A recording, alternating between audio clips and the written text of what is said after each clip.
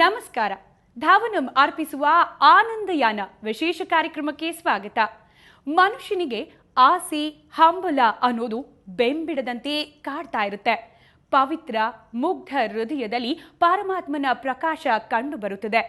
ದೇವರನ್ನ ಕಾಣೋಕೆ ಸಹಾಯವಾಗುವ ಧ್ಯಾನ ಮಾಡುವುದು ಹೇಗೆ? ಹೀಗೆ ದೇವರನ್ನ ಒಲಿಸಿಕೊಳ್ಳೋದ್ರ ಬಗ್ಗೆ ಶ್ರೀ ಶ್ರೀ ರವಿಶಂಕರ ಗುರೂಜಿಯವರ ಅಮೃತವಾಣಿ ಇಲ್ಲಿದೆ. ಮನಸ್ಸಿನಲ್ಲಿ ಹಲವಾರು ಇಚ್ಛೆಗಳು ಬರ್ತದೆ. ಇಚ್ಛೆಗಳು ತನ್ನಷ್ಟಕ್ಕೆ ತಾನೇ ಬರುತ್ತಲ್ಲ, ತಾನೇ ಬರುತ್ತೆ ತಾನೆ. ಆದರೆ ನೀವೇನು ಕೇಳ್ತಾ ಬಂದಿದ್ದೀರಾ, ಇಚ್ಛೆಗಳೆಲ್ಲ ಬಿಡಿ, ಆವಾಗ ನಿಮಗೆ ಜ್ಞಾನ ಉಂಟಾಗತ್ತೆ, ಸನ್ಯಾಸ ಸಿಗತ್ತೆ, ನೀವು ನಿಜವಾಗಿ ಯೋಗಿಗಳಾಗ್ತೀರಾ, ಧ್ಯಾನಿಗಳಾಗ್ತೀರಾ. ಆಸೆಯೇ ದುಃಖಕ್ಕೆ ಕಾರಣ. ಬುದ್ಧನ ಉಪದೇಶದಲ್ಲಿ ಆಸೆಯೇ ದುಃಖಕ್ಕೆ ಕಾರಣ. ಆಸೆ ಪಡೋದು ಬಿಡು, ದುರಾಸೆ ಪಡೋದು ಇನ್ನೂ ಬಿಡು. ಪಂಚತಂತ್ರದ ಕಥೆಗಳನ್ನೆಲ್ಲ ಓದ್ತೀವಿ. ಆಸೆ ಹೇಗೆ ಬಿಡಬೇಕು ಅಂತ ನಮಗೆ ಗೊತ್ತಿಲ್ಲ. ಆಸೆ ಬರುತ್ತಲ್ಲ, ಈ ಆಸೆನ ಹೇಗೆ ಬಿಡೋದು? ಆಸೆ ಮತ್ತು ಸಂಕಲ್ಪ ಇದರ ವ್ಯತ್ಯಾಸ ಏನು, ಇದನ್ನು ತಿಳ್ಕೊಬೇಕು. ಆಸೆ ಅಂತಂದರೆ ಆ ಜ್ವರ ಹಿಡ್ಕೊಂಡ್ಬಿಡ್ತದೆ ಒಂದು ವಿಚಾರದ ಹಿಂದೆ, ಬೇಕು ಬೇಕು ಬೇಕು ಬೇಕು ಬೇಕು ಅಂತ. ಆ ಬೇಕು ಬೇಕು ಅನ್ನೋದು ಬೇವಕೂಫ ಅಂತ ಆಗ್ತದೆ. ಮನಸ್ಸಿಗೆ ವಿಚಾರ ಇಚ್ಛೆ ಬಂತು, ಆ ಸಂಕಲ್ಪ ಮಾಡಿ ಅದನ್ನು ಸಮರ್ಪಣೆ ಮಾಡಿಬಿಡೋದು.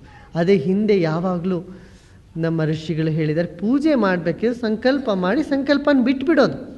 ಒಂದು ದೇವಸ್ಥಾನಕ್ಕೆ ಹೋಗಿ ಕೈಗೆ ಅಕ್ಷತೆ, ನೀರು, ಹೂವು ಕೊಟ್ಬಿಟ್ಟು ಸಂಕಲ್ಪ ಮಾಡಿ ಅಂತಾರೆ, ಮಾಡಿಬಿಟ್ಟು ಆ ತಟ್ಟೆನಲ್ಲಿ ಬಿಟ್ಬಿಡಿ ಅಂತಾರೆ. ಮನಸ್ಸಿಗೆ ಬಂದ ವಿಚಾರ, ಆಸೆ ಬಂತು ಅಂತಂದರೆ ಆಸೆನ ಸಮರ್ಪಣೆ ಮಾಡೋದು. ಆ ಸಮರ್ಪಣೆ ಮಾಡೋದೇ ಸಂಕಲ್ಪ ಸನ್ಯಾಸ ಅನ್ನೋದು. ನಹ್ಯ ಸನ್ಯಸ್ತ ಸಂಕಲ್ಪ, ಸಂಕಲ್ಪವನ್ನು ಬಿಡದಿದ್ರೆ ಯೋಗ ಆಗೋದಿಲ್ಲ. ಮನಸ್ಸಿಗೆ ಆಸೆ ತನ್ನಷ್ಟಕ್ಕೆ ತಾನೇ ಬರುತ್ತೆ. ಆ ಆಸೆಯನ್ನೆಲ್ಲ ನೋಡಪ್ಪ, ನನಗೆ ಈ ಥರ ಆಸೆ ಇದೆ ಭಗವಂತ, ನೀನು ನೋಡ್ಕೊಂಡು, ಇದಾದ್ರೆ ಆಯಿತು, ಆಗಿದ್ರೆ ನಿನಗೆ ಬಿಟ್ಟಿದ್ದು. ನೋಡು, ನಿನ್ನ ಮಾನ ಹೋಗ್ತದಷ್ಟೇ. ನಾನಂತೂ ಬಿಟ್ಬಿಡಿದೀನಿ ನಿನಗೆ, ದೇವರಿಗೆ ಅಂತೆಲ್ಲ ಬಿಟ್ಬಿಡಿ ಅಂತ ಹೇಳ್ತೀನಿ ನಾವು. ನಹ್ಯ ಸನ್ಯಸ್ತ ಸಂಕಲ್ಪ ಯೋಗಿ ಭವತಿ ಕಶ್ಚನ. ಹಾಗೆ ಸಂಕಲ್ಪವನ್ನು ತ್ಯಾಗ ಮಾಡಬೇಕು. ದೇವಸ್ಥಾನಕ್ಕೆ ಹೋದಾಗ ನಿಮ್ಮ ಕೈಯಲ್ಲಿ ಮೊದಲು ಮಾಡಿಸೋದು ಸಂಕಲ್ಪ ತ್ಯಾಗ. ಆ ಹೂವಾಕ್ಷತೆ ತಗೊಂಡು ಬಿಟ್ಬಿಡ್ತೀವಿ, ಇಲ್ಲೆಲ್ಲ ಬಿಟ್ಬಿಟ್ಟಿದ್ದೀವಿ. ಆ ಬಿಟ್ಟಾಗ ಮನಸ್ಸು ಶಾಂತವಾಗುತ್ತೆ, ಜ್ವರವಿಹೀನವಾಗುತ್ತೆ. ಜ್ವರವಿಹೀನವಾದ ಮನಸ್ಸಿಗೆ ಆಶೀರ್ವಾದ ಪಡೆಯೋಕ್ಕೂ ತಗೊಳ್ಳೋಕ್ಕೂ ಯೋಗ್ಯತೆ, ಅರ್ಹತೆ ಉಂಟಾಗುತ್ತೆ. ಗೊತ್ತಾಗ್ತಾ ಇದ್ದಿಲ್ಲ. ಎಲ್ಲ ಕಡೆ ಪರಮಾತ್ಮ ಇದ್ದಾಗ ಯಾಕೆ ಒಂದು ಕಡೆ ಪೂಜೆ ಯಾಕೆ ಮಾಡಬೇಕು, ಒಂದು ಕಡೆ ನಮಸ್ಕಾರ ಯಾಕೆ ಮಾಡಬೇಕು? ನಮ್ಮ ಕರ್ನಾಟಕ ರಾಜ್ಯದಲ್ಲಂತೂ ಬಹಳ ವಿಶೇಷವಾಗಿ ಕಂಡು ಬರುತ್ತೆ. ನಮ್ಮ ಇದು ನವರಾತ್ರಿ ಟೈಮ್ನಲ್ಲಿ ಆಯುಧ ಪೂಜೆ ದಿನ ನೋಡಿ, ಬಸ್ಸಿಗೆಲ್ಲ ನಮಸ್ಕಾರ ಮಾಡ್ತಾ ಇರ್ತೀವಿ, ಬಸ್ಸಿಗೆಲ್ಲ ಪೂಜೆ ಮಾಡ್ತೀವಿ. ಎಲ್ಲ ಸೈಕಲ್ಲು, ಮೋಟರ್ ರಿಕ್ಷಾ, ಗಾಡಿ, ಎಮ್ಮೆ, ಎತ್ತು, ಹಸು, ಕೋತಿ ಎಲ್ಲದಕ್ಕೂ ಪೂಜೆ ಮಾಡೋದು. ನಮ್ಮಲ್ಲಿ ಯಾವುದಕ್ಕೆ ಪೂಜೆ ಮಾಡಲ್ಲ ಅಂತ ಕೇಳಬೇಕು. ಪ್ರತಿಯೊಂದಕ್ಕೂ ಪೂಜೆ ಅಂದರೆ ಸತ್ಕಾರ ಮಾಡ್ತೀವಿ. ಎಲ್ಲದರಲ್ಲೂ ಪರಮಾತ್ಮ ಇದ್ದಾನೆ. ಮಕ್ಕಳಲ್ಲೂ ಇದ್ದಾನೆ, ಮುದುಕರಲ್ಲೂ ಇದ್ದಾನೆ, ಹೆಂಗಸರಲ್ಲೂ ಇದ್ದಾನೆ, ಗಂಡಸರಲ್ಲೂ ಇದ್ದಾನೆ, ಮರದಲ್ಲೂ ಇದ್ದಾನೆ, ಗಿಡದಲ್ಲೂ ಇದ್ದಾನೆ. ಎಲ್ಲ ಕಡೆನೂ ಪರಮಾತ್ಮ ಇದ್ದಾನೆ.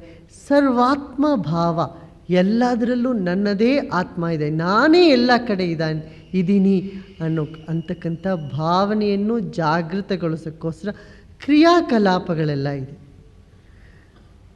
ಯೋಗ ಕೂತ್ಕೋಬೇಕಿದ್ರು ಸ್ವಲ್ಪ ಏನಾದರೂ ಮಾಡಬೇಕು, ಧ್ಯಾನ ಆಗಬೇಕಿದ್ರು ಏನಾದರೂ ಮಾಡಬೇಕು. ಏನು ಮಾಡಬೇಕು? ಕರ್ಮದ ಅವಶ್ಯಕತೆ ಇದೆ. ಏನು? ಎಲ್ಲವೂ ಕರ್ಮ ಆಗ್ತದಲ್ಲ. ಆಸನ ಮಾಡೋದು, ಪ್ರಾಣಾಯಾಮ ಮಾಡೋದು, ಧ್ಯಾನ ಮಾಡೋದು, ಪೂಜೆ ಮಾಡೋದು, ಭಜನೆ ಮಾಡೋದು, ಇವೆಲ್ಲ ಪ್ರಯೋಗಗಳದ್ದು ಉಪಯೋಗ ಇದೆ. ಅಂದರೆ ಅದನ್ನೇ ಮಾಡ್ತಾ ಕೂತ್ಬಿಟ್ರೆ ಆಗತ್ತಾ ಅಂತನೋ, ಅದಕ್ಕೂ ಇಲ್ಲ ಅಂತ. ಒಂದು ಸಲ ಶುರು ಮಾಡಬೇಕಾದ್ರೆ ಇದನ್ನೆಲ್ಲ ಇಟ್ಕೊಂಡು ಶುರು ಮಾಡಬೇಕು.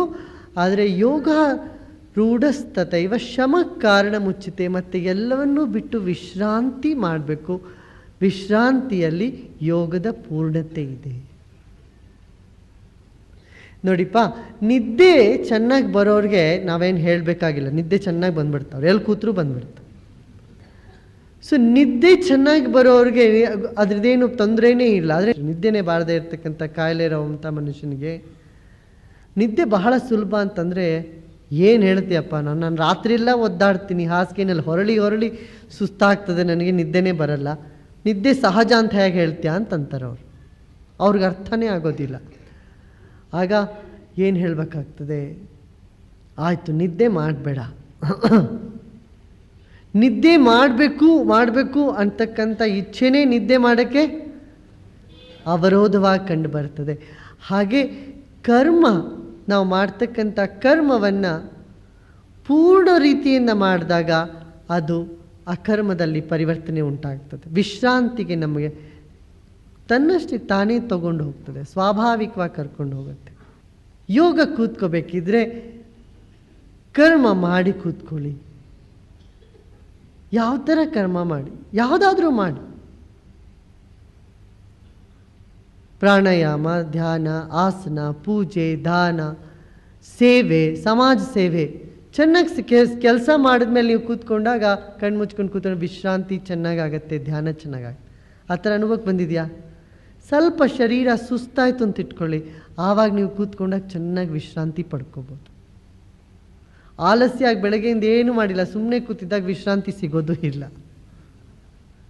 ಯೋಗ ಅಂದರೆ ಆಳವಾದ ವಿಶ್ರಾಂತಿ. ಪರಮಾತ್ಮ ಎಲ್ಲ ಕಡೆ ಇದ್ದರೂ ಅವನ್ನ ಒಂದೊಂದು ಕಡೆ ನೋಡ್ತಾ ಬಾ, ಆವಾಗ ನಿನಗೆಲ್ಲ ಕಡೆ ತನ್ನಷ್ಟಕ್ಕೆ ತಾನೇ ಕಾಣ್ತಾ. ಸೂರ್ಯನ ಬೆಳಕು ಗೋಡೆ ಮೇಲೂ ಬೀಳ್ತಾ ಇದೆ, ಕಿಟಕಿನಲ್ಲೂ ಬೀಳ್ತಾ ಇದೆ. ಆದರೆ ಕಿಟಕಿಯಿಂದ ಸೂರ್ಯನ ಬೆಳಕು ಒಳಗೆ ಬರುತ್ತೆ, ಗೋಡೆಯಿಂದ ಅಲ್ಲಿಗೆಲ್ಲೇ ಹೊರಗಡೆನೇ ಇರುತ್ತೆ. ಸೂರ್ಯನ ಬೆಳಕು ಎಲ್ಲ ಕಡೆ ಇದೆ ತಾನೆ. ಹಾಗೆ ಸಂತ ಹೃದಯದಲ್ಲಿ, ಶುದ್ಧ ಹೃದಯದಲ್ಲಿ, ಪವಿತ್ರ ಹೃದಯದಲ್ಲಿ, ಮುಗ್ಧ ಹೃದಯದಲ್ಲಿ ಆ ಪರಮಾತ್ಮನ ಪ್ರಕಾಶ ಪೂರ್ಣವಾಗಿ ನಿನಗೆ ಕಂಡು ಬರುತ್ತೆ. ಅದಕ್ಕೆ ಮಕ್ಕಳು ದೇವರ ಸಮಾನ ಅಂತೀವಿ. ಯಾಕೆ? ಮಕ್ಕಳ ಹೃದಯ ಮುಗ್ಧವಾದ ಹೃದಯ, ಸರಳವಾದ ಹೃದಯ, ಪ್ರೇಮ ತುಂಬಿದ ಹೃದಯ.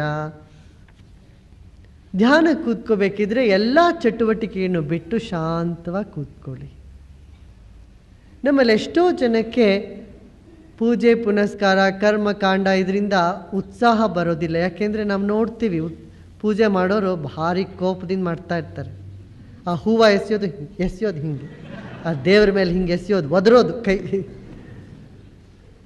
ಆ ಪೂಜೆ ಮಾಡೋ ಭಾವನೆ ಇಲ್ಲ, ಎಲ್ಲೋ ಅಲ್ಲಿ ಇಲ್ಲಿ ನೋಡೋದು, ಆ ಕಡೆ ಹೂವು ಎಸೆಯೋದು, ಕೇಶವಾಯ ನಮಃ ಅನ್ನೋದು ಅಲ್ಲೆಲ್ಲ ನೋಡೋದು, ಬೇರೆ ಎಲ್ಲ. ಆ ಮನಸ್ಸು ಎಲ್ಲೋ ಇದೆ, ಕೈ ಎಲ್ಲೋ ಹೋಗ್ತಾ ಇದೆ.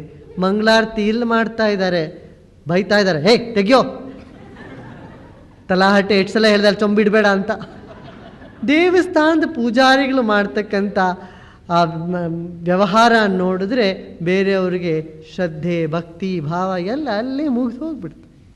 ಹಾಗೆ ಮನೆಯಲ್ಲಿ ಗಂಟೆ ಹೊಡಿತಾ ಇರೋದು, ಪೂಜೆ ಮಾಡ್ತಾ ಇರೋದು, ಬೈಕೋತಾ ಇರೋದು. ಇದನ್ನೆಲ್ಲ ನೋಡಿ ಜನಗಳಿಗೆ ನಿರುತ್ಸಾಹ ಬಂದೋಯ್ತು, ಭಾವನೆನೇ ಕುಗ್ಗೋಯ್ತು. ಇದರಿಂದ ಏನು ಪ್ರಯೋಜನ ಅಂತ ಕೇಳ್ತಕ್ಕಂಥ ಮನಸ್ಸು ಬಂದೋಗ್ತದೆ. ಒಂದು ಪೂಜೆ ಮಾಡಬೇಕಿದ್ರೆ ಮನಸ್ಸು ಪ್ರಸನ್ನವಾಗಿರ್ಬೇಕು, ಪೂರ್ಣವಾಗಿರ್ಬೇಕು. ಆ ಒಂದೊಂದು ಹೂವು ಸಮರ್ಪಣೆ ಮಾಡಬೇಕಿದ್ರು ನಮ್ಮ ಹೃದಯವನ್ನೇ ಸಮರ್ಪಣೆ ಮಾಡಿಬಿಟ್ಟಂಗೆ ಭಾವನೆ ಬರಬೇಕು. ನಮ್ಮ ಮನಸ್ಸನ್ನು, ನಮ್ಮ ಭಾವನೆಯನ್ನು, ವಿಚಾರವನ್ನು ಸಮರ್ಪಣೆ ಒಂದೊಂದು ಹೂವು ಜೊತೆಗೂ ಮಾಡ್ತಾ ಇದ್ದೀನಿ, ಜೀವನವನ್ನು ಸಮರ್ಪಣೆ ಮಾಡ್ತಾ ಇದ್ದೀನಿ ಅನ್ನೋ ಭಾವನೆ ಬರಬೇಕು. ಒಂದು ಹೂವು ಹಾಕಿದ್ರೂ ಸಾಕು.